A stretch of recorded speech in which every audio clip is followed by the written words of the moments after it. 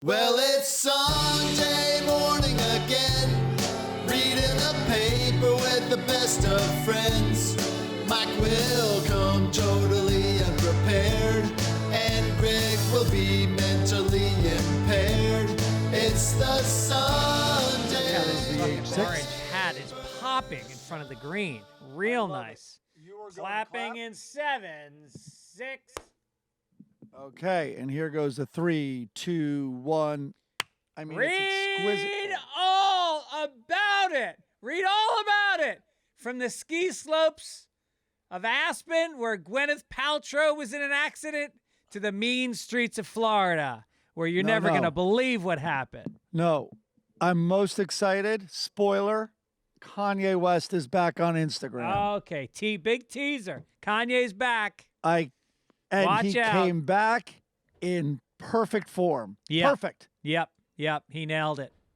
I followed him today on Instagram. If you got a team of marketing people and screenwriters working around the clock to come up with a narrative for a human being to captivate the nation's attention, they couldn't beat what Kanye does himself.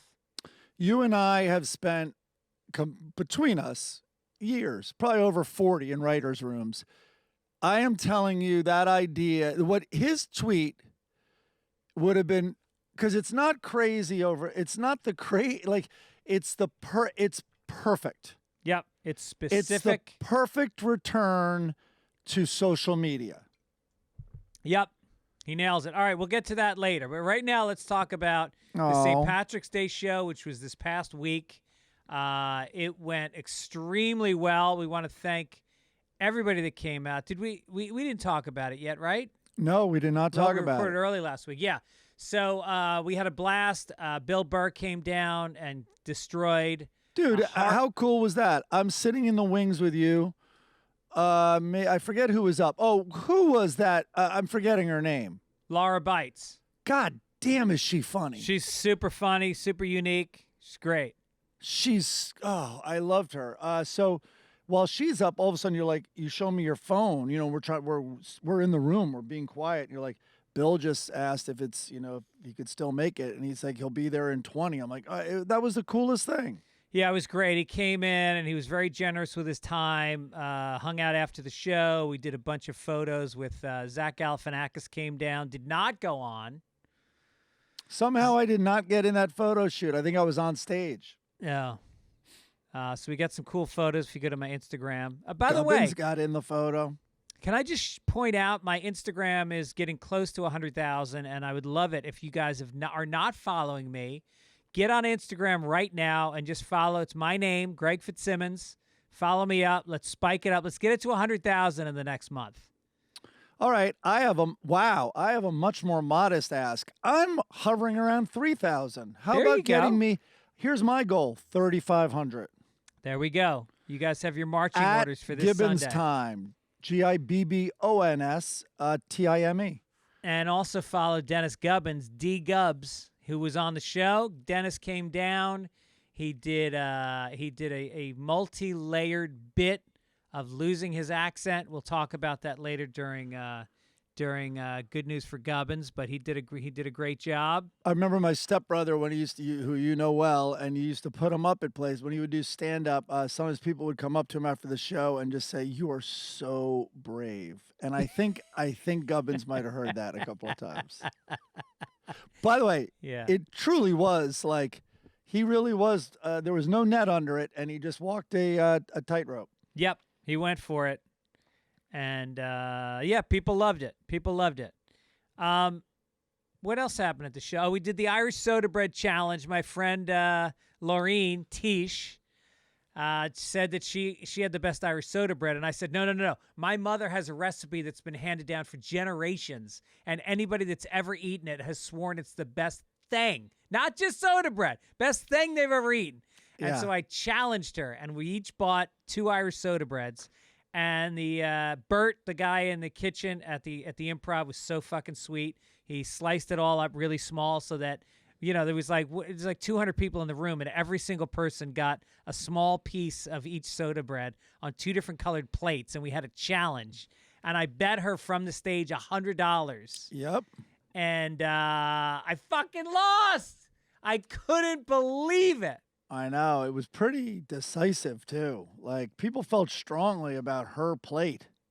Hers was a fucking scone. It was not a bread. Mine was fluffy and cakey. What a good loser. Yeah. I didn't taste either of them, I'm sad to say. I was on too much cocaine. Oh, yeah. You were doing a lot of coke that night. I know, man. Well, listen, it's fucking entertainment, man. Yeah. I was on stage. Yeah. You did great, by the way. Holy shit. That No, bit. you can be honest. That was the word. Listen, I didn't do badly. I'm just being very objective. But first of all, funny little thing. Gibbons goes up before me. So one of my things is that, whatever, I don't want to go in it, but he did kind of one of my approaches, turning his back on the audience and like thinking about what to do next out loud. And I'm like, what the fuck? And I brought it up to him. I'm like, you took the only thing I have, like, which lowers the bar for me and does all that. And he's like, you should have gone up before me like I asked you to. I'm like, that's not the response. The response is no, deny it. Like, I did something totally different, or like, sorry. I don't know. Anyway, no, it was look, a fun you had night. a very strong. You didn't close strong because you closed on a kind of a brand new idea, which wasn't and a true story. well-advised. Yeah. That didn't have an ending. It's like it's the discipline of knowing that you should close on something that will work. I know. But the And rest of the that set up until that was fantastic. Yeah, no, it went all right. But I want to say one thing, though. It was so, like, literally heartwarming. So after I did my set, whatever, I went over, and your kids were very complimentary to me. But the fact that I then sat with your two children, and they were having the time, like, they literally go, did you hear us laughing? That's how loud we were laughing. And they laughed. They were the best audience. They laughed so, Harlan Williams destroyed. And anyway, but the hardest they laughed was when Bill Burr and Harlan Williams both, like, very good-naturedly shit on you. Yeah. Like, oh, look, give it up for the paper boy with his fucking cap and, whatever it is, and Newsies. But they were just, and that's it's just, I was witnessing two kids who have great senses of humor. These giants in comedy are shitting, and they're huge friends of yours, and they're shitting on you, and, they know you're laughing harder than anybody, and you're, Erin was there. It was just such a good vibe, I have to say. Oh, that's nice to hear. Yeah, I really loved having them there, and they showed up late, and I told the audience that, of course, my kids are running late, so I'll point them out when they come in. And so they walked in, and they had to walk from one end of the showroom to the other because you guys were in the back corner, and I shit on them as they walk by. But it's like, Erin only sees me once a year. She only comes to see me do stand-up once a year, and it's the St. Patrick's Day show. So I always feel like I have to do new material so that she's not seeing the same shit she's already seen me do. And I ended up, we had a host, Gary Cannon, and he fucking canceled on the last minute. I like Gary. What happened with that? I love Gary. I think he was doing some corporate event in Irvine, making a ton of money, and he got stuck in traffic. But well, my decided, idea is, I think I've seen Gibbons. I think he's a great host. He gets to know the whole audience. I don't know. I'm going to pitch that. Yeah, maybe he hosts next year, because I ended up hosting, which I enjoy because I love the interaction. Like you said, like I love when people shit on me, and I like bringing them up. And but yeah, it was an amazing night. It was so much fun, and I hope you guys come back next year. By the way, we should mention we are currently not in studio together. People are going to wonder about that. And the truth is, I'm just pulling up the comments. We did it together for the first time last week, and it was a big hit. The YouTube comments were insane because we basically put it out to you guys and said, is this better that we're in person? And here's what people said. You two together in the studio is killer. Thanks for being there. Bach Up says, feels like hanging with old friends. Keep this format. Mike is more engaged despite what he says. Dino says, I'm glad you two are doing an episode in the same room. It's great. Trevor Minnick says, if this is too intimate, because I think Mike was having intimacy issues, Maybe you guys should do the show from Mike's closet next week. Lots of laughs. Seriously, enjoy both of you in studio. I mean, it goes on. There's like 100 comments, and everybody's saying they love it. People, I don't know. I think it felt like the right thing to say. A lot of people said that we don't like step on each other, but I don't. I am highly aware. Phone conversations with my mom, it's a fucking disaster. I don't know if she's lost her timing, and I'm not talking about jokes. She has a thing. I know I'm on a digression, but she has a thing where she sounds like she's finished a thought. And I then come in like a natural human being would, and she then continues. It's constantly that. And I don't remember it being that way, although we didn't talk a lot on the phone. She never called me. I went to boarding school, so from 15 to 18, that bitch never called me. Wow, that's crazy. How did we get here? Anyway, I think we don't step on each other a lot on Zoom.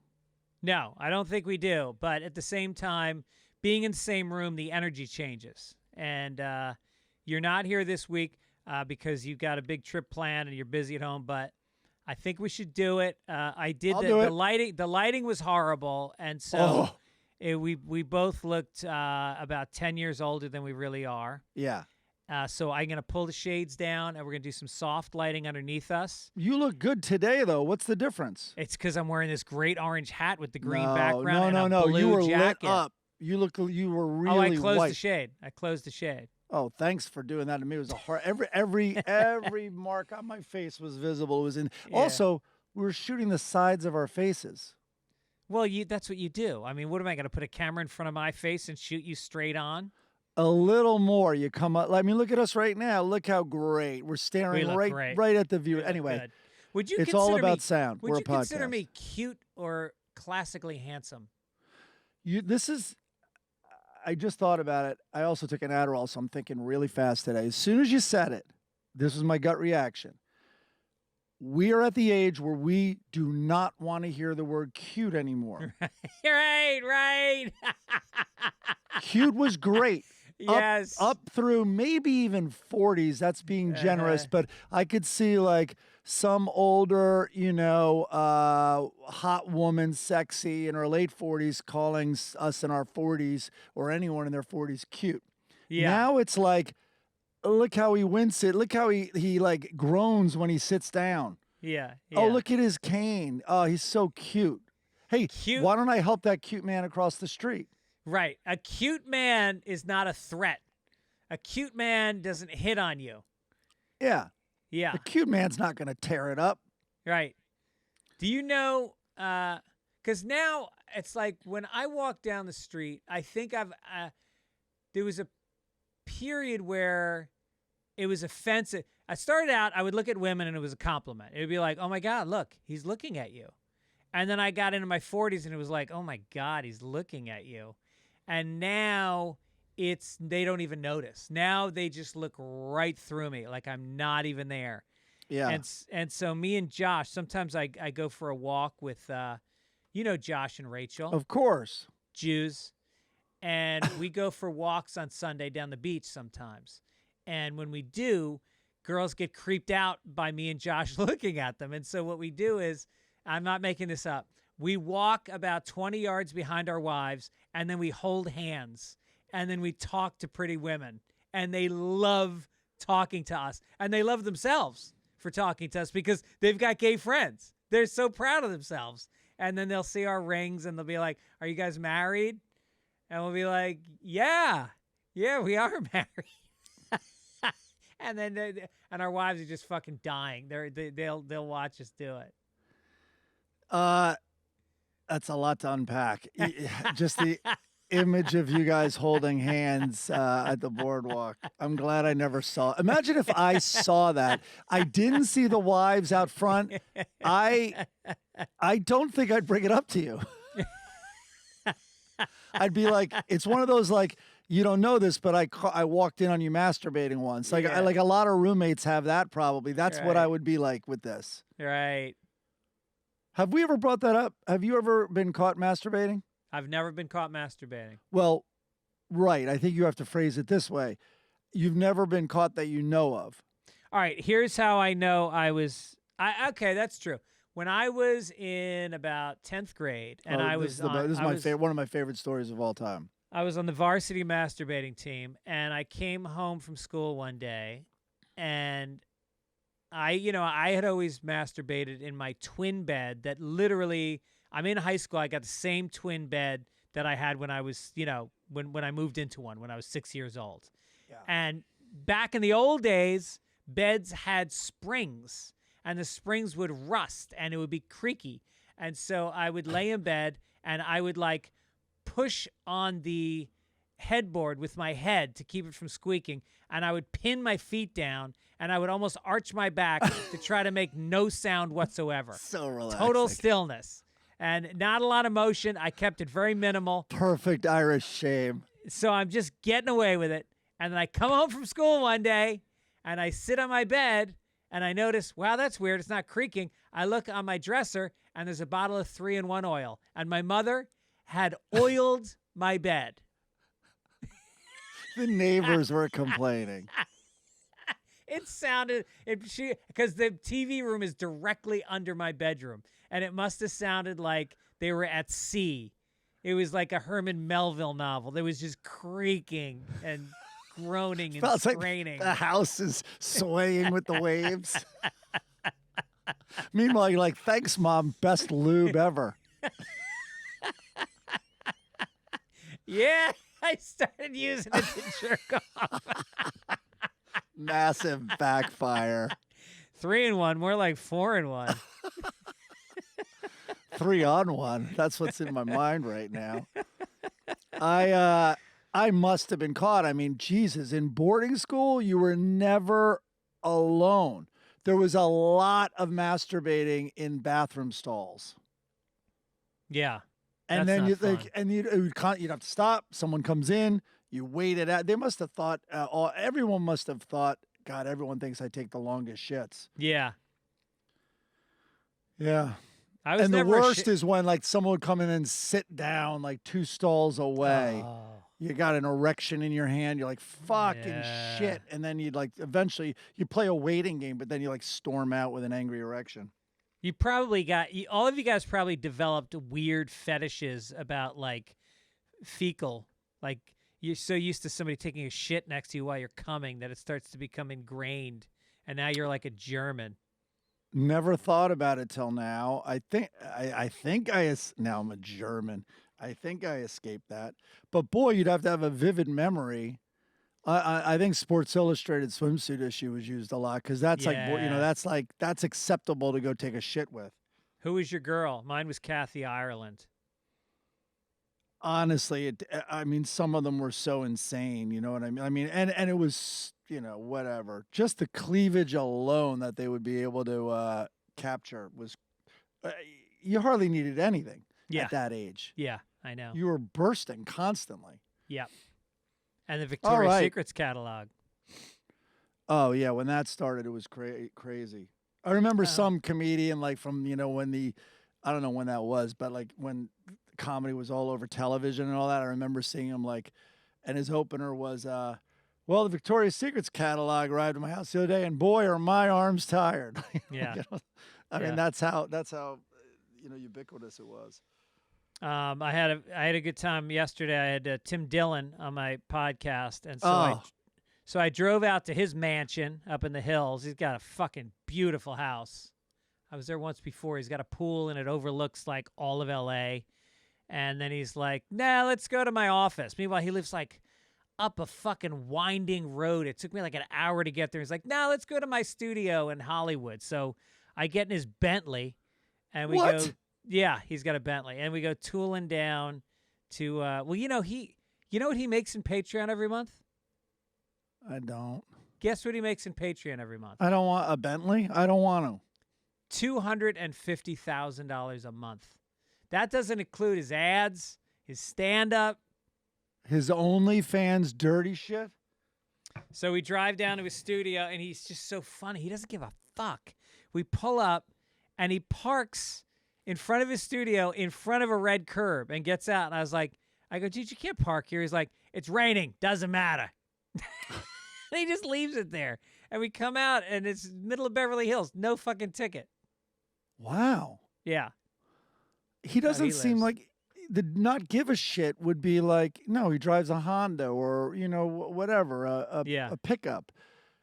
Pickup's not really his thing, but I'm surprised on the Bentley. God, I heard Bert somewhere, Kreischer.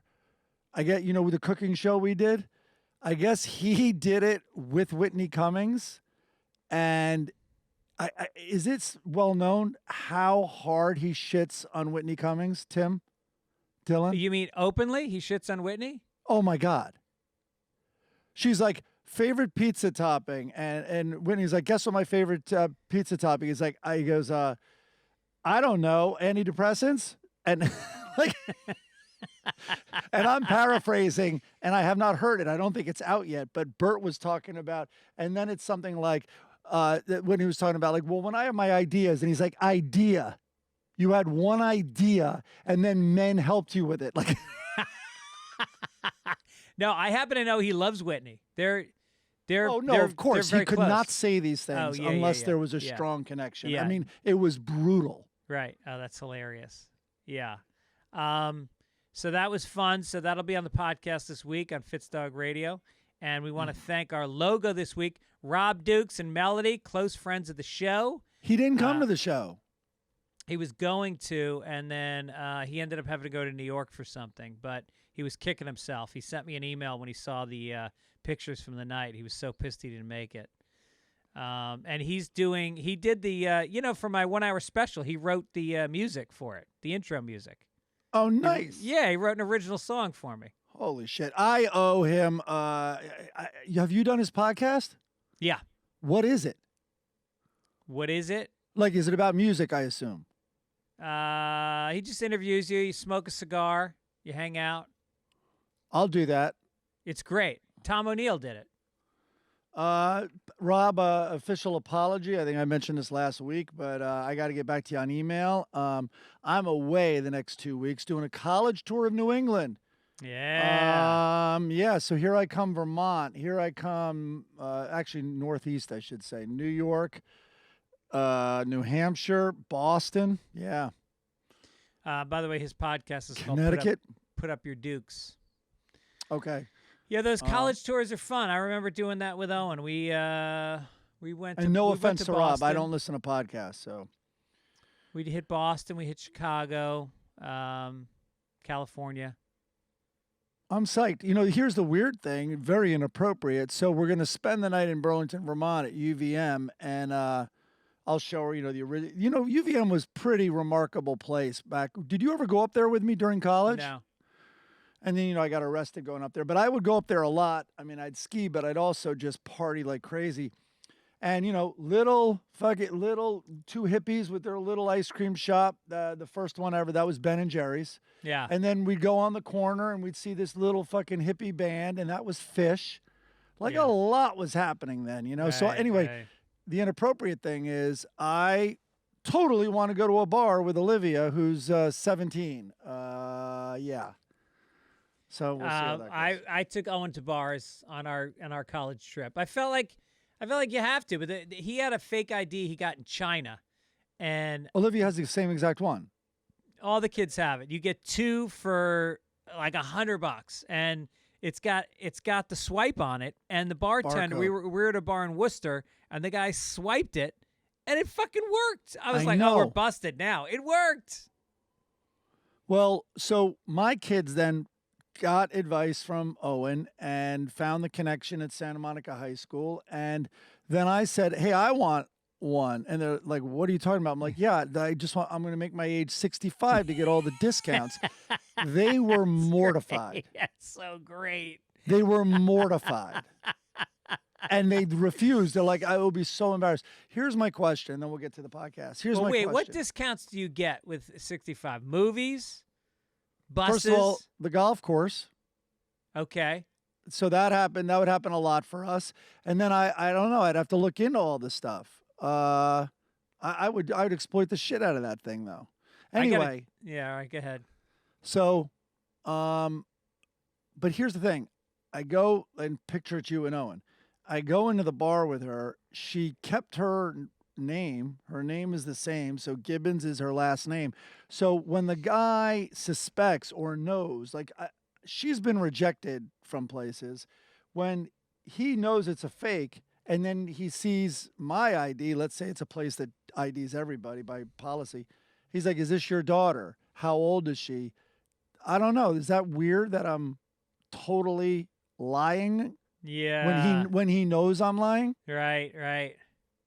I don't know. Yeah, I can't imagine. Like my family didn't let me drink. I'll be when like, I was this is under my wife. 21. Huh?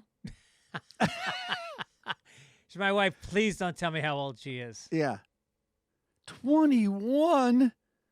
You said you were 19, you fucking bitch. Yeah, the catalog said you were 16. The song this week is from Tim Semple. It's awesome. Thank you, Tim. It's got a cool feel. No, it's very cool. Corrections this week. One correction, and it's very small.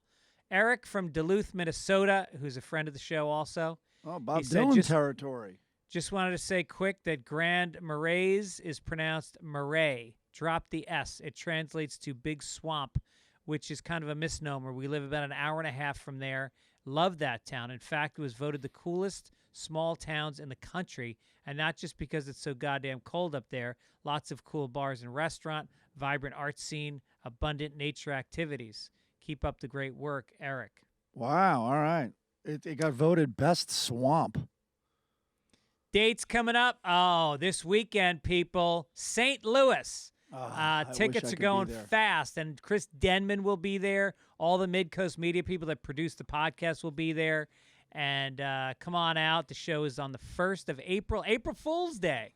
So it's the Grandel Theater. Get tickets at fitzdog.com. Also coming to Louisville, the Laugh Louisville Club, April 6th through the 8th. Mohegan Sun in Connecticut, April 13th through 15th. Levity Live in Oxnard, California, April 22nd. Also coming to Escondido, Columbia, Missouri, Kansas City, and Boston. Go to fitzdog.com. Get your tickets and see some live comedy, people. I love it. I wish I was going to St. Louis. It didn't work out. Spring break down in Florida with Olivia. Yeah. All right. Hey, you ever get down, Owen? Mike? I get down when you treat me like your son. I do, to be honest. We all get down. We all get down. And there's so many triggers these days that can get you feeling bad. But there's an easy way to find a therapist right now online. Talkspace makes it so that it's convenient. It's ridiculously easy. It's so easy now. It can make a huge difference in your life. And it's much more affordable than in-person therapy. So don't wait until something happens. Just be proactive about your mental health. Think about, how can I be happier? What do I want to accomplish? And I guarantee you, if you talk to somebody online, your life will be better. So you can go to Talkspace.com and sign up online and get a personalized match with a provider that's right for you within 48 hours. You can send messages to your therapist, which I do all the time. They gave me a trial, and I've been doing it. And you text your therapist. You don't have to wait for your next session. They get right back to you. Help you with any specific challenge you might have. Whether it's depression, ADHD, maybe you're recovering from a bad breakup or a divorce, whatever it is, anxiety, midlife depression. crisis. All right, now you're getting a little too personal. All right. Okay, it's affordable and in-network with most insurers. As a listener of this podcast, you'll get $100 off your first month with Talkspace when you go to Talkspace.com/papers. To match with a licensed therapist today, go to Talkspace.com/papers to get $100 off your first month and show your support for the show. That's Talkspace.com/papers. That's okay. perfect. That's perfect. And by the way, just the accessibility, because it's so hard to find a therapist now. And also, I remember my therapist blocked me. So this is so good. They don't want to hear that stuff about you and your mother. That's weird. It's weird, your thoughts about your mother. Greg called me his son. I have an identity crisis now. I don't identify as Owen, but I guess I can. Speaking of papers, let's get to the front page. Here we go. Extra! Extra! Read all about it! Extra! Okay, on TikTok, enjoy it while it lasts. On Thursday, although I'm on TikTok's side here, I think. On Thursday, TikTok CEO Shoo Choo. Shoo Choo. My Shoo dog. Choo. I should have called my dog Shoo Choo because that's all she used to do. Sounds like the TikTok train's coming to town. Shoo Shoo testified. What are we, 8? Testified before the House committee where he was peppered with questions about concerns over the popular app's potential national security threats and its connections to China. Many of the TikTok video clips suggested Congress members don't know how modern technology works. U.S. Representative Buddy Carter, who represents Georgia's 1st District, asked Chu whether the app tracks pupil dilation as a form of facial recognition to drive algorithms. Chu responded by saying the app does not use body, face, or voice data to identify users, and the only face data the app collects is for, quote, filters to have sunglasses on your face. So then this guy, Buddy Carter from Georgia goes, why do you need to know where the eyes are if you're not seeing if they're dilated? And then he added, also, our eyes are so much rounder than yours. Does the technology even work on our big round eyes? He didn't say that part.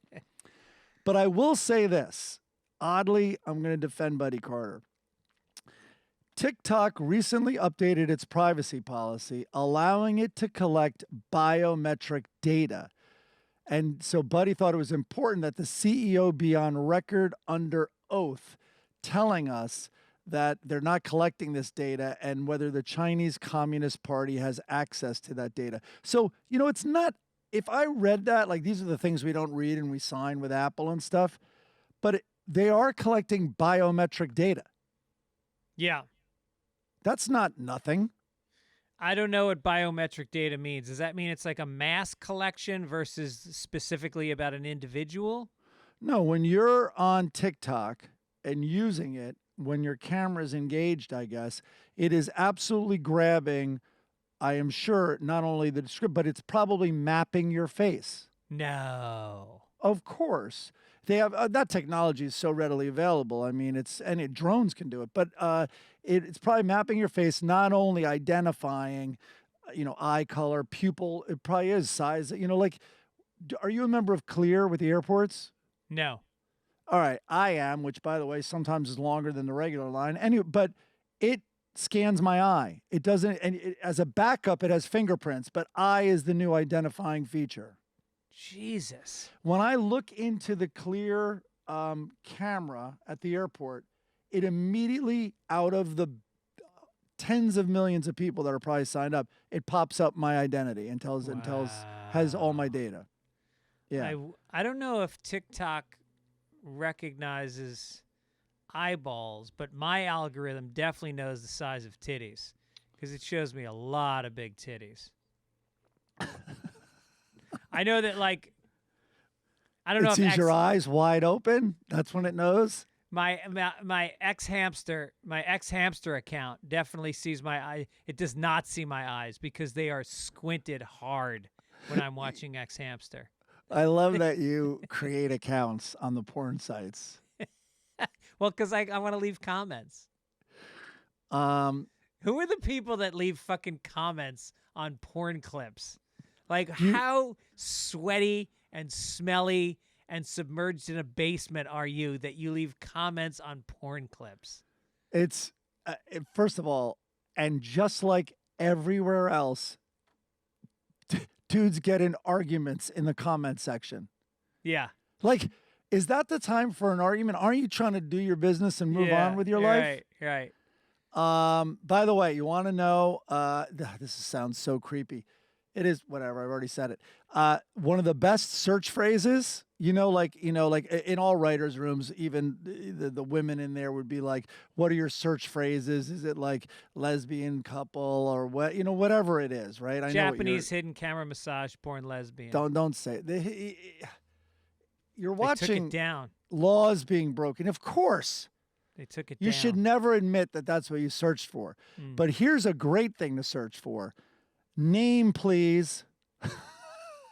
What's that? Do you know how popular that comment is? When there's an unidentified clip, right? Like, the big thing on there now are amateur couples are posting their OnlyFans videos. Okay. It has nothing to do with porn. They're from all over the world, and it's literally couples who a lot of times they don't shoot their faces. Like, it's just their bodies. And that's what they're doing. Anyway, but whatever. We're digging a hole here. But name, please, is what angry users on porn sites demand when the person isn't identified because they want to search for other videos of them. Really? Yes. Oh, my God. Ugh. No, it's usually what porn star is that? Yeah. Like, tell me. Right. I want to follow them. Right. Well. All right. Here we go. Erase all of this. Spirit Airlines is apologizing for the behavior of their workers after they are seen on camera rummaging through passengers' travel bag, stealing items, and tossing his life-saving medicine in the trash. Keon Brooks, a California resident, said he attempted to board a Spirit flight at the Armstrong Airport on the 19th when he ran into trouble. Brooks had come to New Orleans for a funeral and was returning home to L.A. However, an escalated conflict at the ticket counter put him in a debacle with the popular discounted air carrier. He accidentally left his small carry-on at the ticket counter, which was later picked up by Spirit workers. The man that's filed, nice. So it worked out really well until the man filed a lost and found claim, but when it was not resolved, he made a public records request to the airport and asked for the security footage surveying the gate. The airport expeditiously sent the footage to him. The video showed even before all the passengers were boarded, a female agent who had not interacted with him took the bag behind the counter. It also showed instead of alerting a flight attendant of those already seated that the bag was left, she held it until the flight was completely boarded. After the plane doors shut, the woman took the bag to a seat, opened it, and searched through the contents. What? Quote, I noticed she was stuffing some things in her pocket. I don't know if that was my jewelry or my crystals, said Brooks. Others joined her and started allowing people to take what they wanted out of the bag. Brooks, who had very important medicine in his bag, watched as people poured the pills into the trash can. At the same time, he saw some people laugh at the violation while taking selfies with their cell phones. That's the spirit. First of all, anyone with crystals also has medication. That's right. Well, yeah, if you have the crystals, why do you need the medication? Can't you just put it in your belly button and say Om a few times and everything goes away? And watch, none of these people are getting fired except the fucking dimwit who sent the videotape into the guy who got his shit stolen. I don't know if I believe this story because I don't think anyone throws away found pills. Yeah. Especially if you work at Spirit. Yeah. I don't believe it because the guy had to rush because his flight was on time. Yeah, a lot of holes in this story. Yeah. But by the way, even the Spirit Airlines employees, they had to pay an extra fee just to pick up the bag. You mean the employees pay fees too? Yeah. Wow. Everybody's paying fees. Spirit, everything. They nickel and Jesus. dime you. Seems like in a bad spirit. Billionaire executive Wolfgang Porsche. I want that name.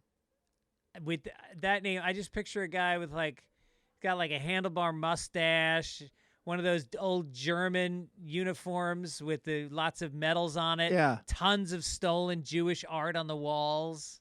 Yeah, absolutely. Completely trained German shepherds by his fireside. Yeah. And he's begun divorce proceedings from his wife, Claudia Porsche, because her dementia-like illness had led to changes in her personality. Sources said Claudia's illness was making living with her impossible. The 74-year-old grandmother had caregivers looking after her around the clock. She's been unable to move around on her own, and her mental awareness has rapidly declined. It's been reported that Wolfgang, 79, has been getting close to longtime friend Gabriella Prinzensen Lou Leiningen, who is 20 years his junior. Their family assets have been estimated at 20 billion euros. Whoa. Yeah. All right. First of all, what is dementia-like illness? It sounds like anyone could be like, I can't stay with her. Sorry. This dementia-like illness where your personality's changing. Like anyone could use that phrase now. Right. Yeah, you forget your car keys. You know. Yeah. Look at her. Yeah. Yeah. But I'm mixed. Go ahead. It could also mean like you just wrote car keys. I said the same fucking joke. Dementia means also that they don't remember anything. So, they don't remember what you did wrong. I think it's easier to live with somebody with dementia. I could watch Goodfellas every fucking night for the rest of my life, and she'd be fine with it. Yeah. No, we did not have sex this morning. We didn't. Come on. Let's go again, says a 79-year-old. 79-year-old, yeah, please. Okay. Not to be serious, but I am a little mixed on this. Like, what? It's bad. It's bad form. Don't get me wrong. But let's say they're younger, first of all. Let's say if they were younger, and let's say, and again, hypothetical, she really is out of it. If it was reversed, I wouldn't want my wife to be a caregiver for 20 years. And that's it, right? I don't know. Like our friend, we have a friend, the Dunskys. I mean, take care of me. Don't put me in a home and pretend you don't have fucking a lot of money, but completely take care of me. But then if you are striking up a relationship and you can enjoy a relationship when I am totally out of it for the remainder of your life, why would I... I don't know. Well, Lisa Zimbel's father is a wonderful man. You know Ken. Oh, he's fantastic. And his wife has severe dementia, and she's in a home, and she has no idea of anything that's going on anymore. Right. He shows up 6 days a week and sits with her. And you know what? It's like an act of love. And he's got total serenity about it. We have dinner with him all the time. He goes out, he goes on trips. Like, he does travel with his family. Like, they'll go on a vacation for a week. And his family are 4 women in their 30s. I'm kidding. Oh. All right. Wow. We're learning in this podcast that I am more of a creep than I thought. I don't like your answer. I don't like your answer at all. I think if it was me, if my wife got dementia and she was completely out of it, I can see staying with her, but maybe sleeping with her cousin. Oh, so like now.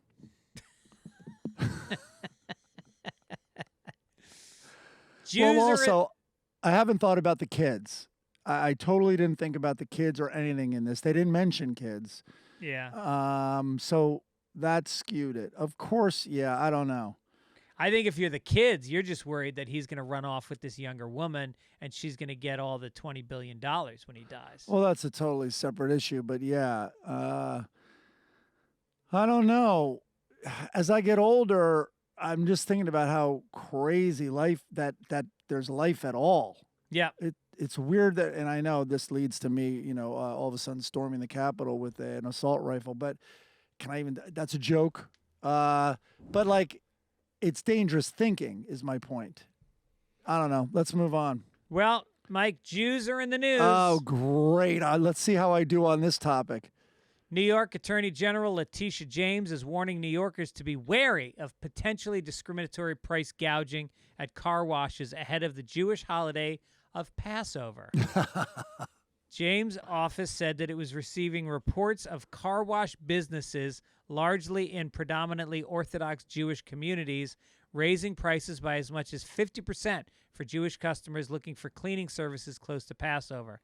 Passover starts before sundown on April 5th, which is my birthday. As part of the holiday, Jews traditionally avoid eating foods made from leavened grain. Many also partake in cleaning their homes and cars beforehand. Attorney General James' office says some car wash businesses advertise specials for Passover cleaning only to charge Jewish customers more. Whoa. And also, Wow. instead of a Christmas tree air freshener hanging off the dash, they hang Jesus Christ. Oh, like violently hanged it? Like, Yeah. like he's been hanged? Yeah, like he's been hanged. It didn't help that one car wash said, absolute, we would never raise the price on dirty Jews. We're going to clean them. So you think there was a subtext to that? Yeah, I think there might have been. Yeah, yeah. Also, to add insult to injury, they're all offering huge Easter discounts. Right. I think we got to get away from this story as soon as possible. All right, wait. I'm going to do this on almost every story, I guess. I want to bring up a fair-minded thought. Yeah. All car washes raise the price when they know demand's going to go up. Like, for instance, all car washes are more expensive beginning Thursday? Because everyone cleans their cars for the weekend. Yeah, there's always a discount on Tuesday or Wednesday. Right. So I don't know. I don't know. I don't like it. Okay. Here's what I do like. Good news for Gibbons. You got it.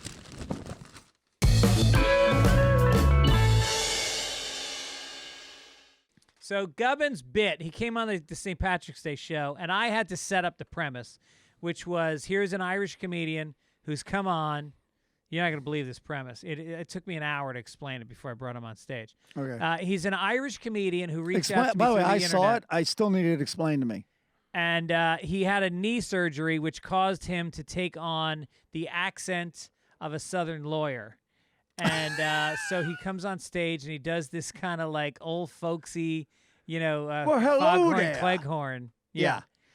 And he does that for a while, and then he takes a sip of Guinness and he breaks into an Irish accent, and he realizes that it was the Guinness that brought him back to his normal Irish accent. Does some more jokes, and then he suddenly is speaking in an American accent. So I have to yell out to him, "You're full of shit. You're not an Irish comic." He goes, "Well, it's really hard to get stage time in L.A., so I said it so I could get on the show." So that was the premise. Worst Marvel superhero origin story ever. Yeah. So then I read this story about a guy. Researchers in the U.S. are reporting an unusual and rare case of a man diagnosed with prostate cancer who developed an uncontrollable Irish brogue accent despite not having one before. He lived in England briefly in his 20s, had Irish family and friends, but he'd never been to Ireland or spoke in an Irish accent before. As his condition worsened, the man still kept his Irish accent until his death. They believe it's a case of foreign accent syndrome, also referred to as pseudo-fast and dysprosody, which they describe as a consistent change in speech that makes it seem as if the person has a foreign accent, which is so funny because, like, I grew up with Irish grandparents. I didn't know my father's parents were from Ireland, but they both died in their 40s. And then my mother's parents were from Ireland, and they had the thickest Irish accents, like so sing-songy and charming and beautiful. I loved the way they talked. And I just assumed when I was a young kid, I thought everybody's grandparents talked this way. Like, I thought it was like a magic thing that grandparents talk in this funny way. Yeah. That's hysterical. Yeah. By the way, this week, coincidentally, and this is not a joke, there was something, and I came across it on Instagram, probably from TikTok, of a woman who developed a Chinese accent. And it's this whatever that is, I can't even pronounce it with or without an accent. Dysprosody. Dysprosody. My mom has it like my mom has totally gotten rid of her. No, she hasn't at all. My mom still has a thick Bronx accent, but when she drinks and she's with her sisters, it's unbelievable how much thicker it gets. Yeah. I'll tell Dennis's putter story next week. But listen, man, the guy got up there and went for it. I mean, that's a crazy premise. Yep. And he did it, man. Yep, he did and it. People liked it. And he ended his set by, he had knee surgery, so he's got a cane, and it's purple. And he ended his set by getting the entire crowd to sing Purple Cane to the tune of Purple Rain. And everyone sang along. Everybody sang along. Good job. Good news for Gibbons. Entertainment. Let's do it.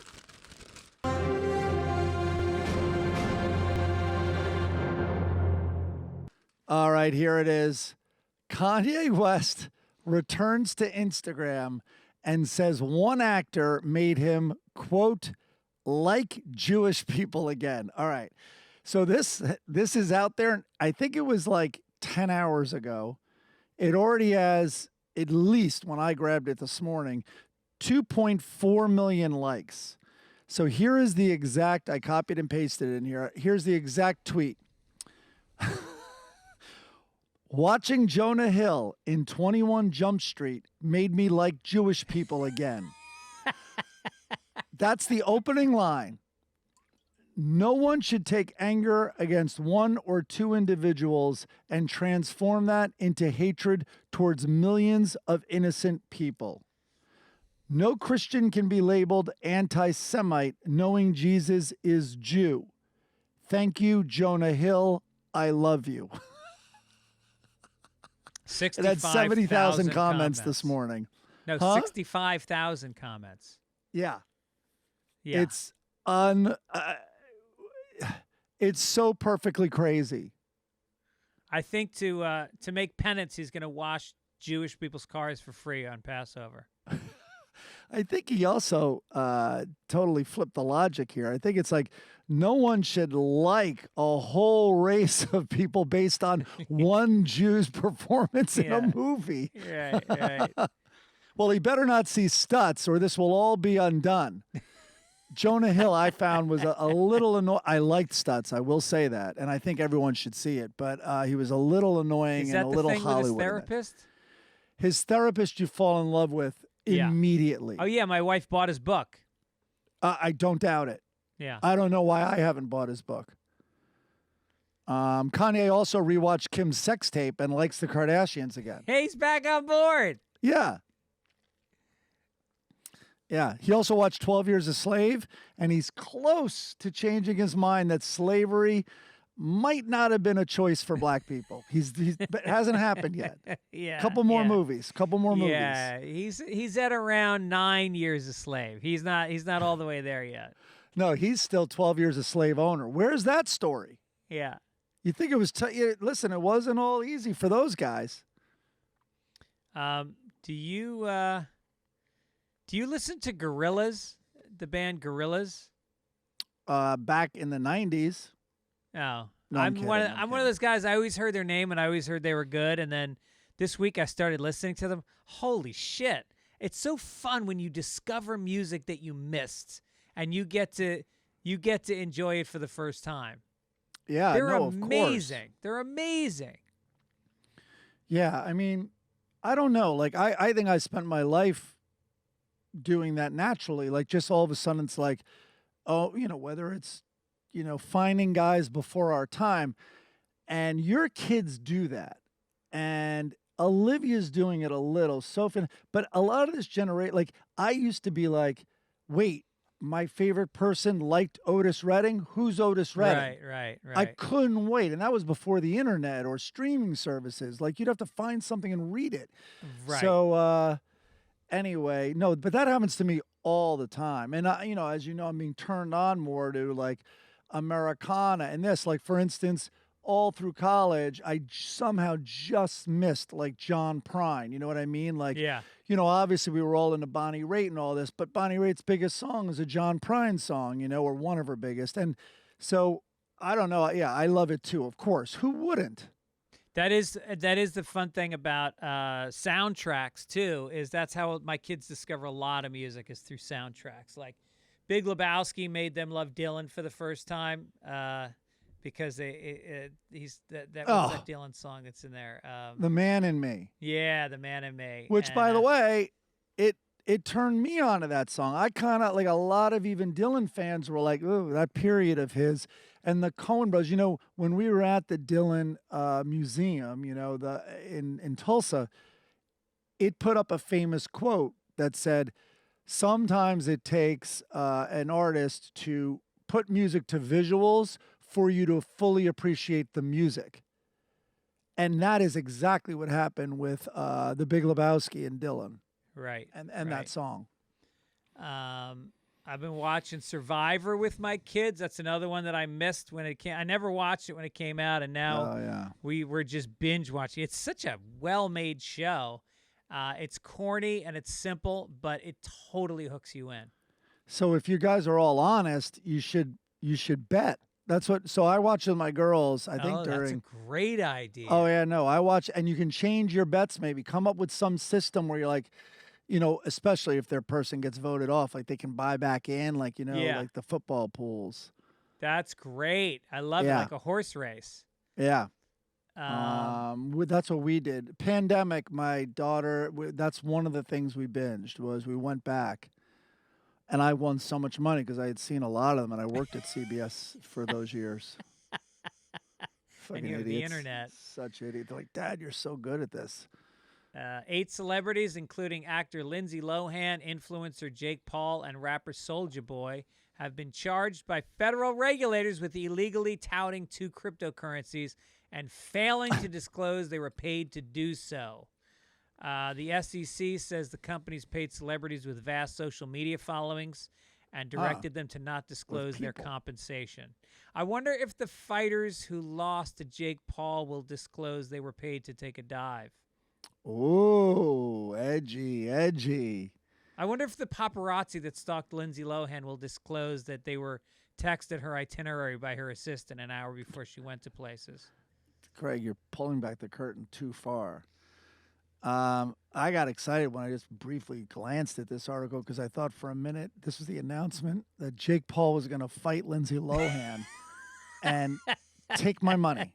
Take my money. Yeah, I wouldn't bet against her. She's a badass motherfucker. She is a survivor. I got to tell you, I had such a crush on Lindsay Lohan. Did you? When she got older, not when she was a little kid actor, but when she got a little older, there was just something about, I think it was something about how fucked up her childhood was. It reminded me of the girls. I always dated the girls that were broken, you know? There was something vulnerable about those broken girls. Yeah. She moved into Venice. Remember that? Yeah. It was these paparazzi outside of her house. Yeah. Have you met her? No, I mean, not really. She was on Ellen. Do you remember?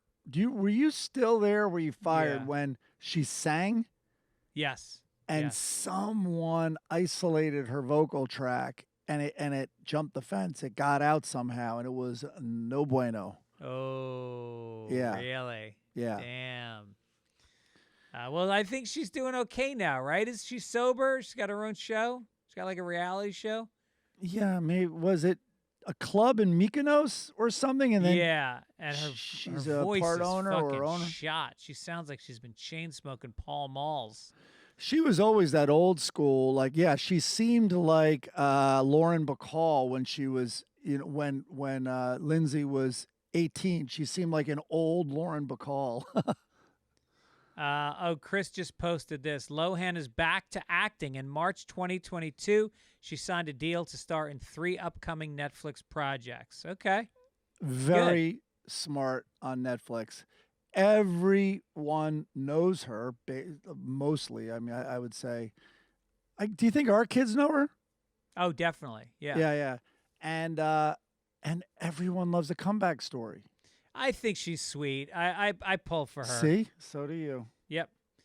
I also pull for Gwyneth Paltrow. She testified Friday in a civil trial stemming from a 2016 skiing accident at the Deer Valley Resort in Utah.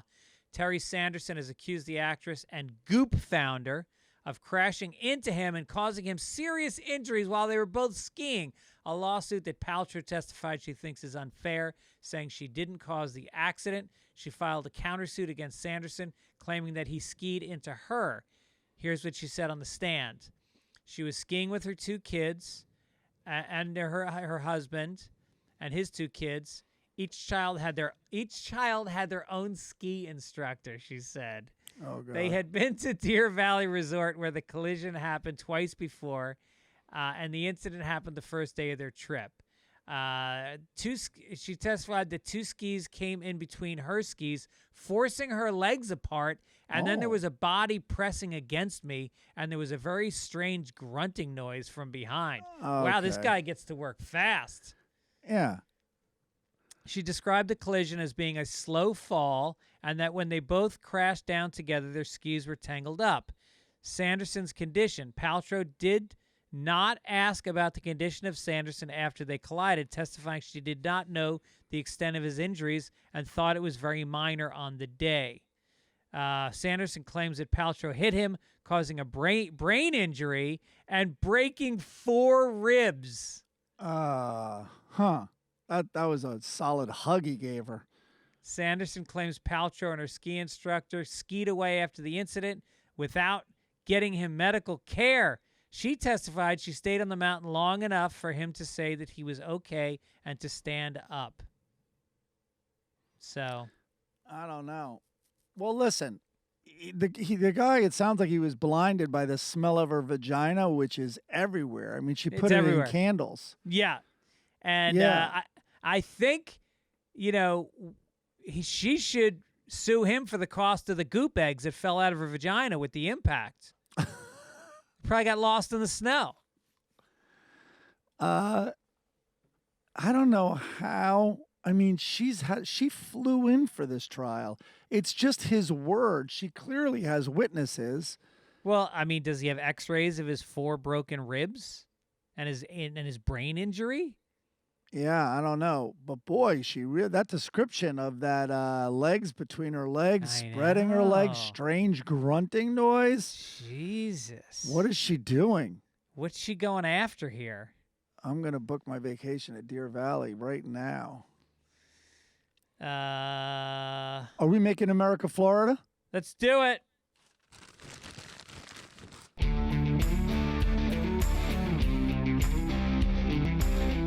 Here we go. Rick Allen, the drummer for Def Leppard, the one-armed drummer. The one-armed drummer, famous for Def Leppard, was attacked by a 19-year-old outside a Fort Lauderdale hotel on Monday. Allen was smoking a cigarette outside the Four Seasons near the valet when Max Hartley, who had reportedly been hiding behind a pole, ran at the musician and allegedly knocked him over. The fall caused Allen to hit his head on the ground, causing injury. A woman came out to help after Allen was attacked. Hartley then allegedly attacked the unnamed woman and knocked her to the ground before repeatedly striking her. All right. Jesus. First of all, I would love to see how the Def Leppard drummer gets a cigarette out of the carton and lights it. That's what I want to see. Hey. That might be more impressive than his drumming. Yeah. That's some Frank Sinatra shit. Yeah. Must be smooth as hell. Yeah. I mean, Also, that's a guy that definitely says, "Can I get a light?" Totally. And can you get this out? I somehow went up in my back right pocket, and I can't reach it. Did you used to light your cigarettes by taking a matchbook and pulling down the one match with your thumb, twisting it over, and then flicking it with your thumb? First of all, oddly, I never smoked. Not even for like a month long. I've never owned a pack of cigarettes, but that always seemed like the weirdest thing to me. What benefit? And can't you light the whole pack on fire? And also, sometimes the sulfur would stick to your thumb, and then it would light, and you would burn the tip of your tongue. Yeah, so but it dumb. looked cool. It looked cool. I have done lighters where you snap your fingers like on a Zippo, and that lights it. Really? Yeah, well, it's dumb. It's like you do your snap is brushing the wheel that yeah. hits the flint. That's all. It's very stupid and simple. And listen, I'm not saying a one-armed guy can't beat me up. Like a lot of them probably can, Right. but your strategy sure is simplified when you attack a one-armed person. Yeah. You know what to look out for. Right. There's one thing to look out for. Yeah, unless he's going to do a spin move and hit you with the back of his hand, you can pretty much leave that right side open. I didn't even think about that. See, Yeah. I'd walk right into that. Yeah, he would. Hey, by the way, I found a fun fact when I looked up this story. Before launching his new record label in '84, Rick Rubin asked Def Leppard for permission to use DEF in the name of Def Jam Records. And Elliot was asked about this, and he regrets it to this day. Quote, "Foolishly, we gave it to him for nothing." Wow. Did they ask Mary Matlin? She's an EAF.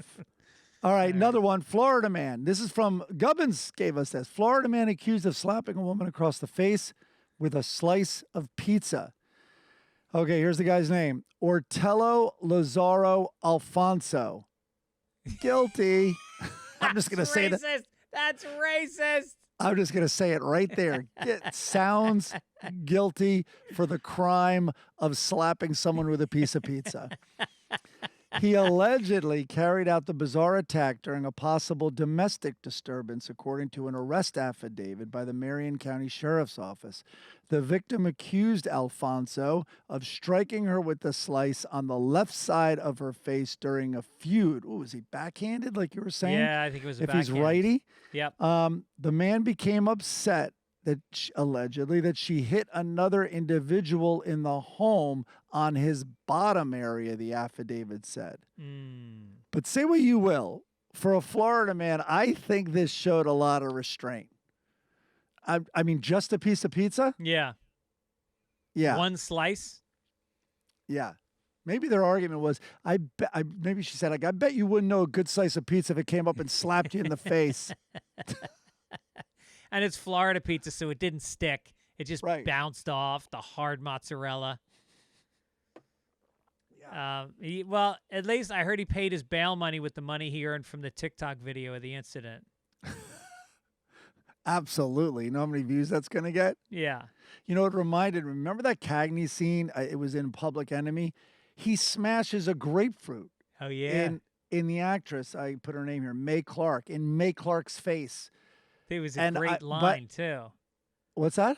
There was a great line when he did it. I forget what it was. Well, by the way, I looked that up because it made me think of it. And the director and nobody on set knew he was going to do that. And he asked her, and he was playing a joke on everyone on the set. And he asked her, do you mind? First of all, he goes, do you mind if I smash a grapefruit into your face on this next take? And she was like, yeah, let's do it. And they kept it in the film. It was in, I've got the clip right here. Hold on, I'm The playing Public Enemy, 1931. I think that's, look, Mom, on top of the world. Dear, I asked you, didn't ask you for any lip. Oh. Yeah. I wish, there you go, wishing stuff again. I wish you wasn't wishing well. I can tie a bucket to you and sink it. Tough talk. Maybe you found someone you like better. And then he picks up the grapefruit, smashes her in the face, makes a grimace and walks away. Oh, he doesn't say anything. I thought he had a line there. That's That would, fucking yeah, great. that would be Oh funny. my God, that's amazing. It also reminds me of remember Kevin Meaney used to have that bit about his mother? She always thought something was going to poke out your eye. You're going to poke your eye out. Somebody be passing a piece of pizza across the table. You're going to poke his eye out with that slice of pizza. That's not right. Don't slap her in the face with the slice. You're going to poke her eye out. Here's a story that just came in now. I have not seen this. This is fucking great. I've been waiting for this to happen, and now it is actually real.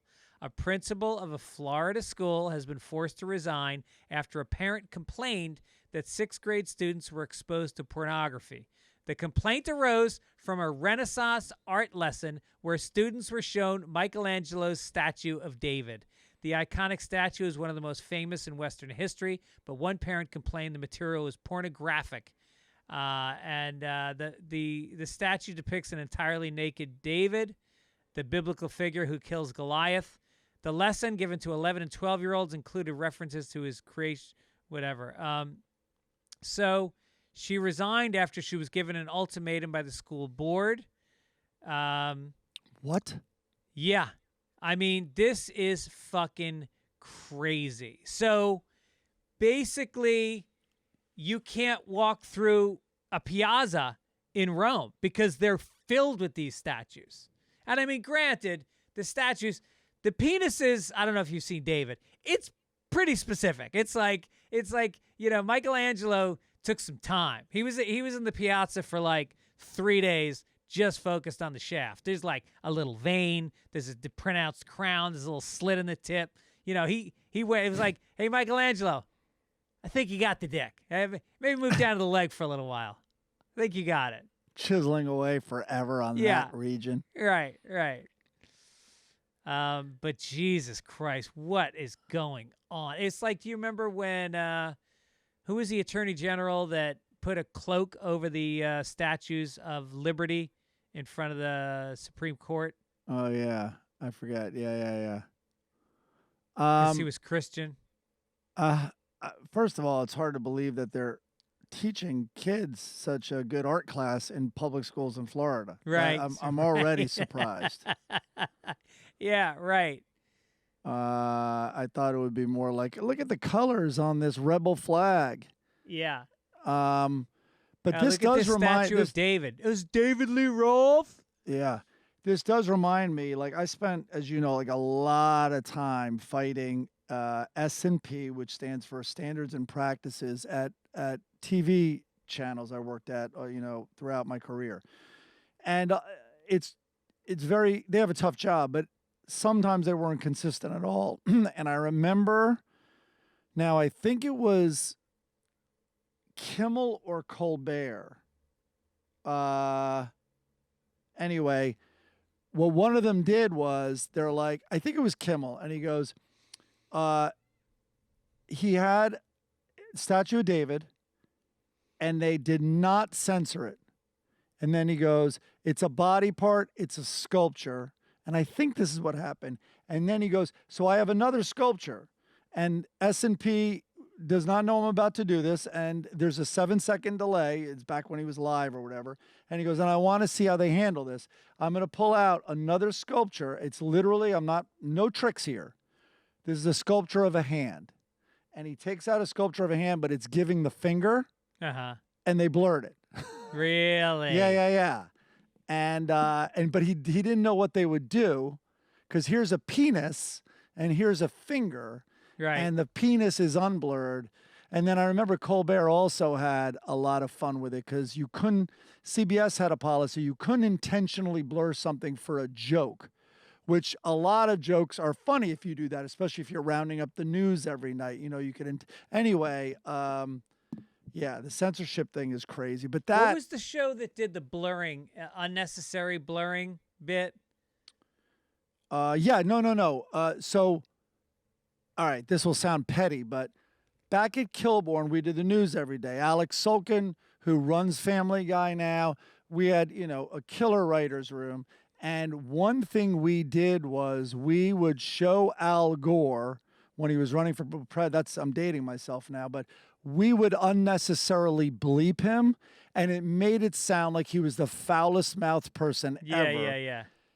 Kimmel then, a few years later, did unnecessary censorship, which was not only blurs, but he would then bleep people unnecessarily and make it all sound really, really gross. Wow. Yeah. Okay. All right. Yeah. Denman just put up Attorney General John Ashcroft was the guy who had the statues covered. Oh, perfect. All right, let's get to some sports. Let's do it.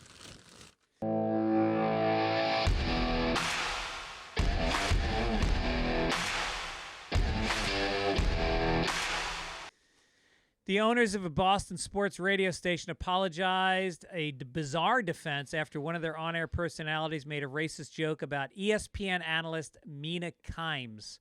Chris Curtis made the joke while discussing a proposal in Boston to ban miniature bottles of alcohol, also known as nips. The term is also a racial slur against people of Japanese descent. When a co-host asked the show's personality to... Now, why is it that I can say that? I couldn't say the N-word in that sentence before, but I can say... I guess because the N-word doesn't have two meanings. What? Whatever. Yeah, you're referring to the little bottles of alcohol. Yes. When a co-host asked the show's personalities to rank their favorite nips, Curtis said, "I'd probably go Mina Kimes." He then turned to producer Chris Scheim, and both men laughed. Kimes, a star ESPN personality, is of Korean descent. A spokesperson for the station said it had no comment on the matter, but the spokesperson also suggested that Curtis had meant to name actor Mila Kunis instead of Kimes. Okay, so it would be about Mila Kunis's nipples. So it's sexist is okay, but not racist. And I Googled it. First of all, she never did nude stuff. I Googled Mila Kunis nipples. I Googled Mila Kunis nude. Those were all in your search history anyway. I found Anne Hathaway and Reese Witherspoon. That took a little time. I lost a morning. First of all, it's the least racist thing that was said in Boston that week on radio, probably.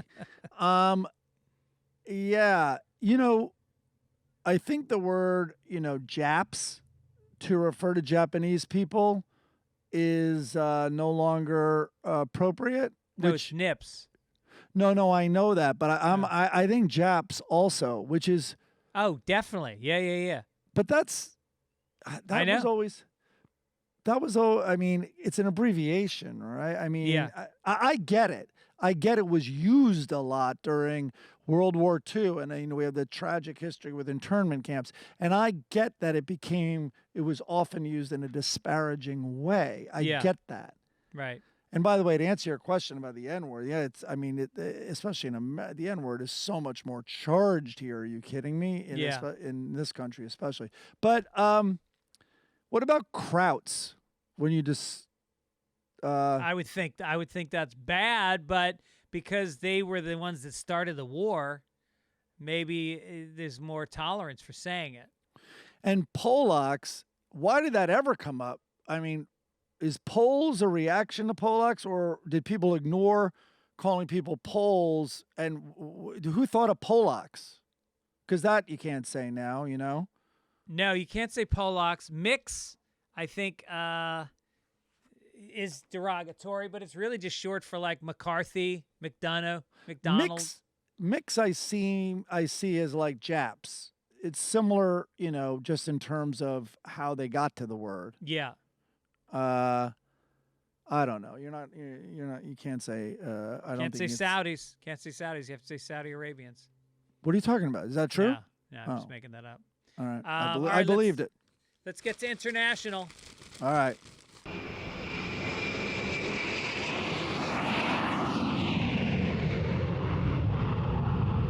You Mick. You want to read the bungee jump? Oh, yeah. Let's go to the bungee jump. A tourist survives terrifying bungee jump fall in Thailand. One of my biggest fears ever, even though I'm never going to jump, after the cord snaps. Back in January, the tourist, who has been identified only as Mike to avoid online harassment. Good luck. I get harassed with that name, Mike, so you didn't pick a good one. All right. He traveled from Hong Kong to the Safari Adventure Park in Thailand, where he partook in a bungee jump activity. After being hooked into the equipment, Mike, 39, jumped from a 10-story high platform, though his bungee cord snapped and sent him falling headfirst into the water below, and there's video footage of it. And anyway, this is the story that Mike tells his family at home after his solo trip to Thailand. Sure, the bruises, But why does it why does it sting when you pee, Mike? That happened from the bungee cord? Yeah, I landed in the water. I turned and my penis slammed into the water. That's what the bruises are. Yeah. He fell know on a me. pile of girly men who broke his fall. You know me, I'm a bungee tourist in Thailand. What is it, lady boys? What do I call them? Girly men? Lady boys. The lady boys. Jesus, can you even say that? I don't know what you can say anymore. You can on X Hamster, you can say lady boys. But anyway, the footage is everybody's like what they think of when they see any bungee jump. Luckily, it stretched as far as it would go, as far as it's designed to go. He was like not that far above his head, upside down. He was not that far above the river, and then it snapped and he went right into the river. So it didn't slow him down. It did slow him down. Oh. Significantly. It was stretching, but he was still moving. Don't get me okay. wrong. And Wow. was still on the way down. Fuck bungee jumping. I would never do that. Did you see the video? It's famous, but I don't know how long it's been around, but it made the round this week of this guy's on a bridge, probably in New Zealand or something. And anyway, he's on this crazy high bridge, and and the idea is you jump backwards. So he's facing the guys and holding their hands, and he jumps backwards. And when he does, they threw an extra bungee, and all of them, they didn't tell him, all of them were like, whoa, wait. And they Yeah. and he's in the air going backwards, and he sees this cord like untethered. It's like they pull up a corpse. So he had a heart attack on the way down. Jesus. I know. Let's get to our famous new segment. Everyone's talking about it. Ask Greg and Mike. I have not seen it. Okay. Fitz Dog. I was trying to figure out why I felt compelled to write to you about this and landed on that you and the Sunday Papers podcast bring great joy to my life, and also that you two have recently lost dogs. I made the extremely difficult decision after months of denial and justifying that it's time to put my dog Missy to sleep. I scheduled the appointment for in-home euthanasia for Sunday. She was a rescue dog who I became foster buddies with first. Blah, blah, blah, blah, blah, blah, blah. I fell in love with her, ended up buying a condo so I could adopt her. I met her when she was a year and a half. She's 15 and a half now. For a big Rottweiler German short hair pointer mix, that's damn good. I'd say, yeah.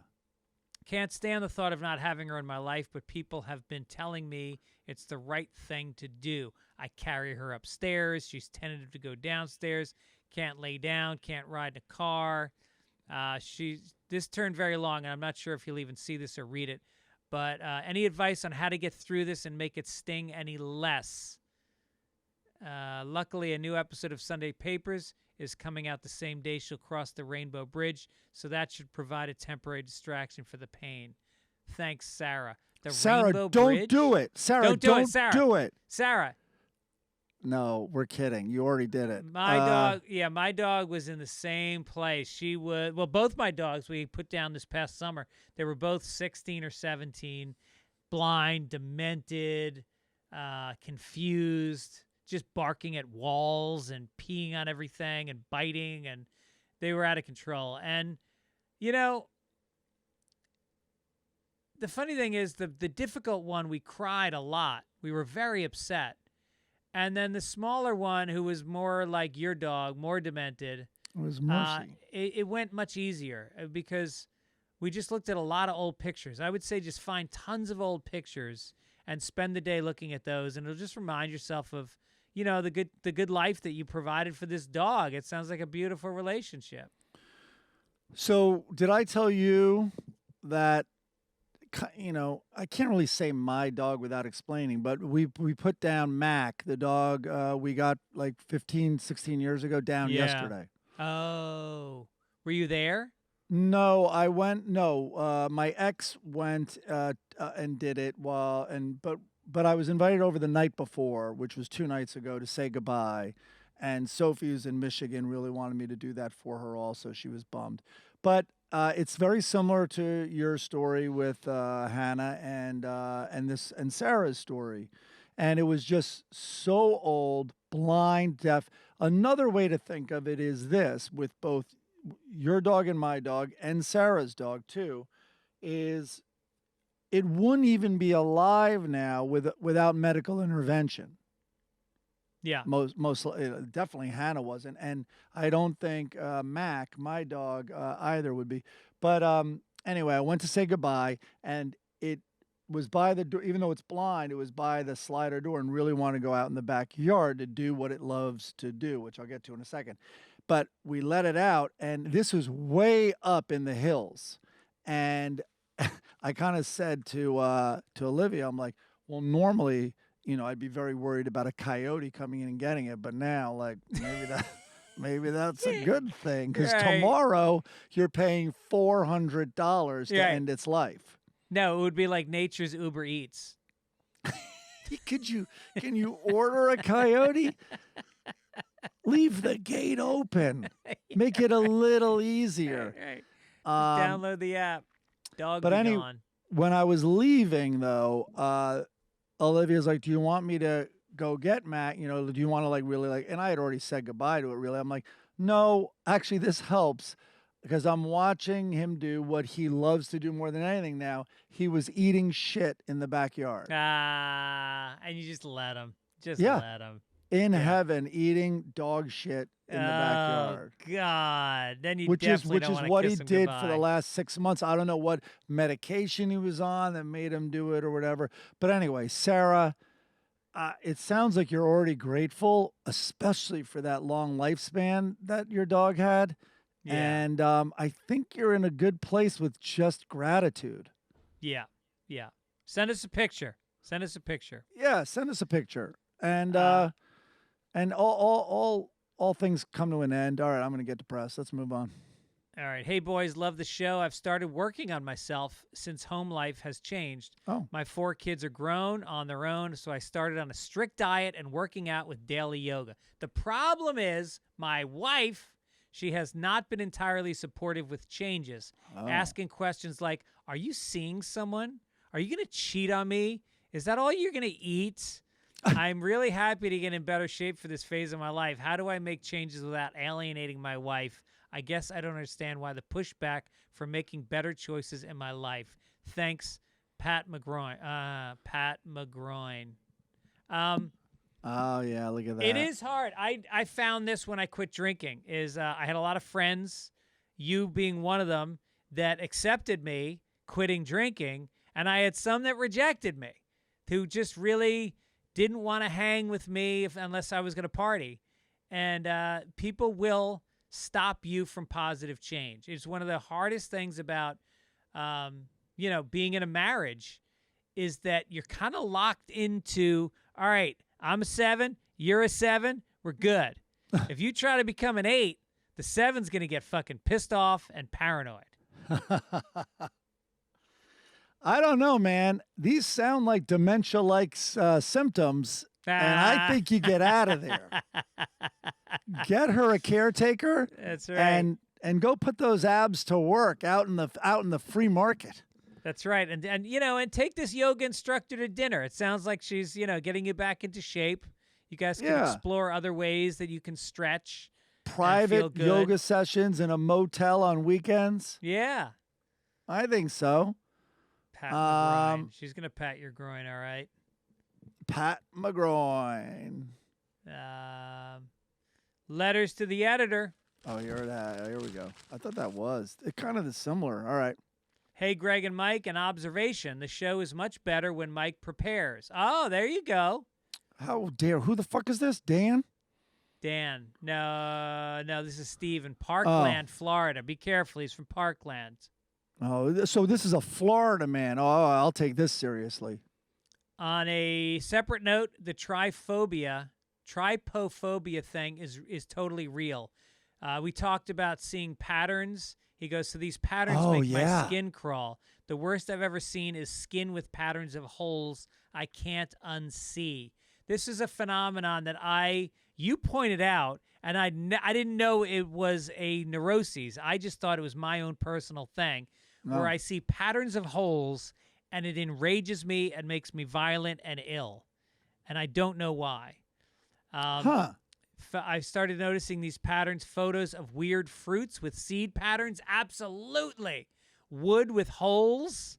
Wondering if you've noticed these too. My son is 9, who I've never mentioned this about myself, has the same phobia. I've read that it can be linked to a survival part of our DNA to be repulsed by and stay away from anyone who might have boils or parasites visible. I can buy that. Wow. Yeah. I have a thing. I'm trying to think of photos like spiders, but snakes. Snakes, like if you were to hook me up and sort of take a reading on my vitals and I turn the page and there was a snake, you would see a tremendous spike. Have you ever held a snake? Yeah, I have. And, listen, some of it is real. Like I'd visit my grandmother in Florida and it was snake goddamn palooza. Like they told me to go mow the lawn once. And so I went out and I moved the lawnmower. It hadn't been moved. It was left out there on the lawn. And when I pushed it forward, I almost stepped right on a coiled snake that was under the lawnmower. Yeah, no, they were everywhere. But it also might be because I have a vague memory of a snake crawling up my anus when I was in bed as a little boy. So I think it might be related. Yeah, I think that's why I'm afraid of anything holes. sort of phallic looking, I have a fear of. Yeah, and grown men with alcohol on their breath. I don't know. It just gets me antsy. Yeah, all the snakes. All the snakes are really, I don't know. Yeah. But no, and so have you ever seen video, getting back to this letter, and maybe this programming that's been imprinted on humans and to protect us? Have you ever seen the videos where they put like a rubber snake behind a cat who's never seen a snake, and when the cat turns around, it jumps straight up in the air? Yeah. Like you could put any other looking animal, you could put a fake rat, you could put a dog even, and I think a snake, and that's what they say, is we have, like this guy's saying, we have an imprint, that S shape or whatever, just centuries and centuries and centuries of learning to be afraid of these poisonous animals. Yeah. So same with deer, maybe, I guess. I was going to say, like with the fruit, is it maybe that don't eat that? Could that also be part of it? Well, there's fruits that have like little hold sections in them. Like what do you call that fruit? Not a papaya. Anyway, yeah, I don't even want to talk about it. I'm getting creeped out just talking about it. Wow. Let's get to the obituary. Oh, that'll help. And that's all, folks. Willis Reed, why don't you read this since you... Yeah, I know. All right, so Willis Reed was, an all-time New York Knicks great who helped his team win 2 NBA championships in the 70s. Listen, go look him up. We don't have to do it, but, there was a long period where people thought the most alive ever that Madison Square Garden experienced was when Willis Reed came out, and I guess that's in here, right? It was the first of 7 All-Star.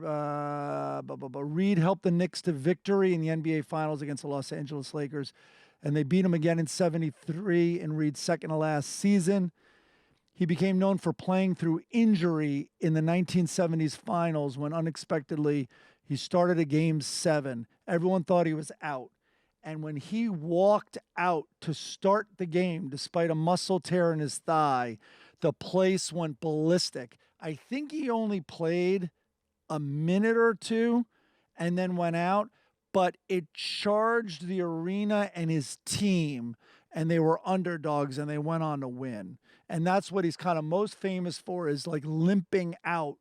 And it sounds like, The Natural or some made up story. And anyway, it was great. But he then loved to fish, and he was our next door neighbor about an hour north of New York City on this little lake. And anyway, I just remember also my dad was old as fuck.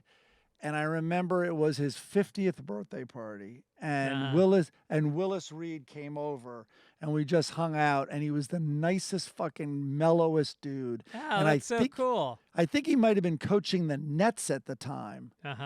And but yeah, he was the nicest guy. No, he coached the Knicks. It says here he coached the Knicks. Oh, and okay. Then he coached at Creighton University. Oh, and all then right. he coached the Hawks, the Kings, and the Nets. Oh, yeah, so maybe it was the Nets. Yeah, I think it was during his time at the Nets. But I do know my stepbrother Jeff is truly a gifted fisherman, and there was a very big brown trout above the fireplace. And so he really wanted to talk to Jeff because of how good a fisherman Jeff was. I mean, I know that was part of it. Yeah. But anyway, legendary guy. And he was Rookie of the Year in 1964, and then he was the first Knick to have his jersey retired in 1976. There you go. So, I didn't know that. Wow. Yeah. So famous dude. Famous New Yorker, really. Yeah. All right, let's get to the funnies. All right. This week in Dilbert, Dilbert has he's getting a parking ticket from a black meter maid, and no, I don't know. We didn't write one this week. That needs a little more setup also. Dilbert. All right. This is Hagar the Horrible. Hagar is standing with his hands on a table, and he says to Lucky, "This table you built wobbles. How do you explain that?" Lucky goes, "Maybe the world is not flat." Nice. Now we got the Lockhorns. Leroy is talking, and everybody looks angry at him. He's at a cocktail party, and everybody's got a menacing look on their face. And Loretta goes, "Leroy likes to be the center of attention." I like their wordplay sometimes. It's not hilarious, but it's cute. I like their wordplay. I'm a little distracted because I forgot to put a Far Side in this goddamn bitch. Oh, boy, we need a Far Side.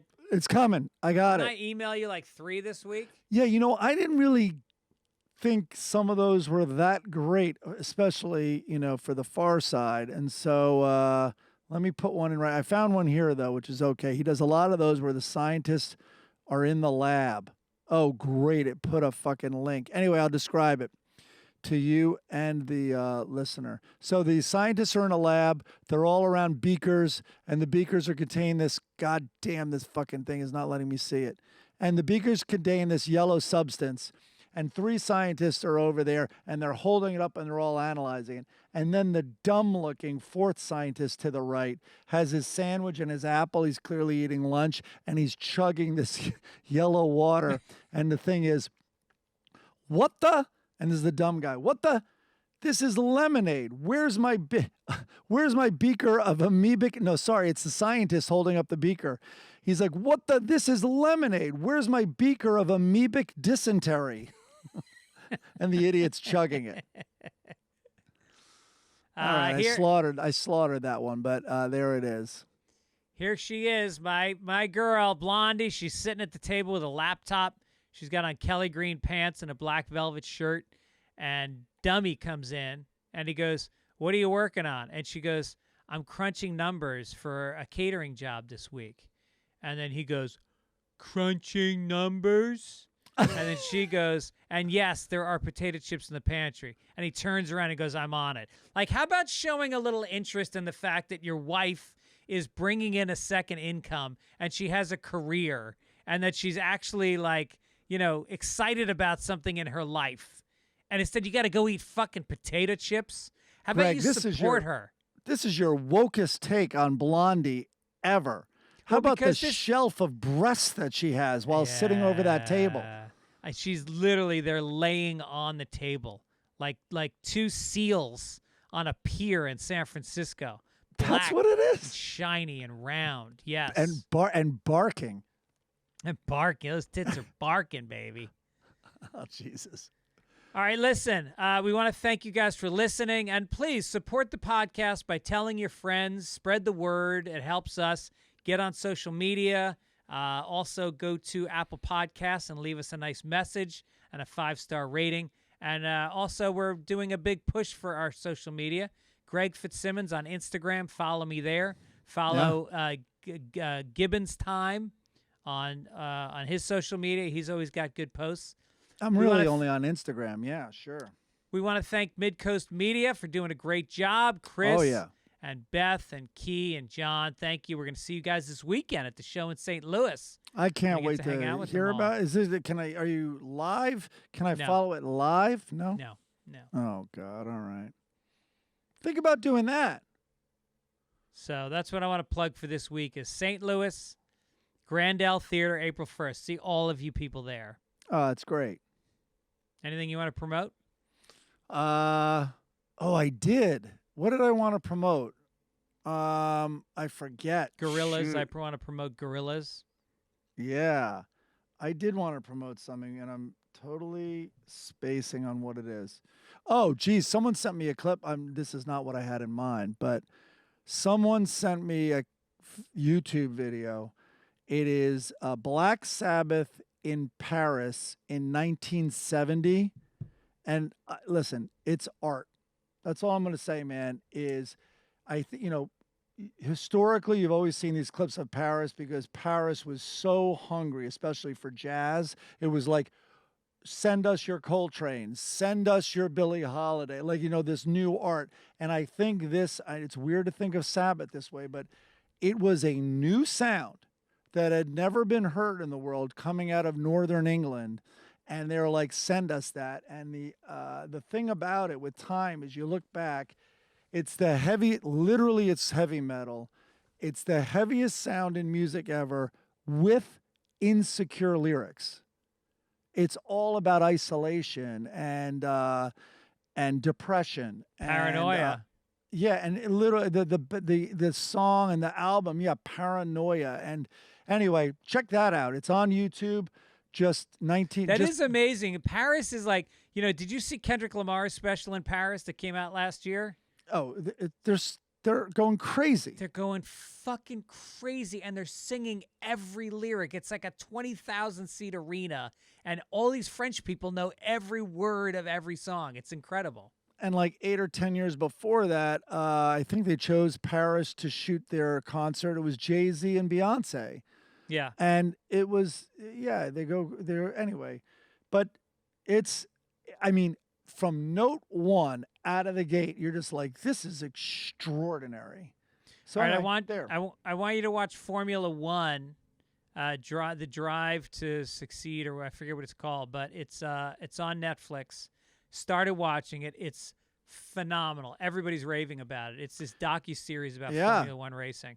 And I so think watch that, and we'll talk about it next week. All right, I will. Well, I might not get to it, but I'm going to Florida and see my dad, and I'm going to have him watch whatever the golf one is. I think it's done by the same producers. Yeah, same producers. Right.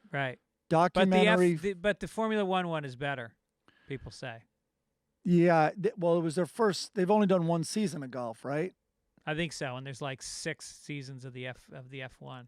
Yeah, I think they probably didn't learn how to follow golf the best way or something, Yeah.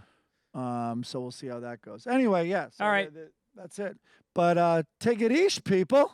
Take it easy. Well, it's Sunday morning again, reading the paper with the best of friends.